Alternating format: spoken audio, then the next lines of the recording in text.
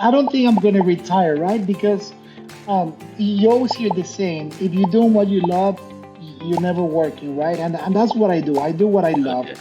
I own a couple of businesses, and my businesses, each one serves a purpose, and it's having that clarity. What does your business do for you? What purpose does it serve? If you work for a company, what does this company that I work for, what does it serve for me, right? What purpose does it serve? So once I got to know that clarity of what each one of my businesses do, then it's a great tool. So I'll share those with you. For example, right now I own a transportation company, and my transportation company is my cash flow. That gives me my cash flow business. So it serves the purpose of giving me cash flow. My development company, it serves the purpose of wealth creation. I continue creating my wealth from the cash flow that I take from the transportation company. I continue creating my wealth.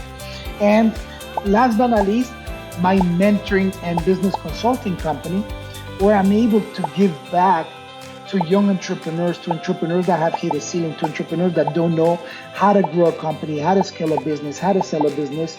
Um, I'm able to give that back to them by teaching them the strategies, the secrets, the process that I have implemented in all of my businesses for them to become successful.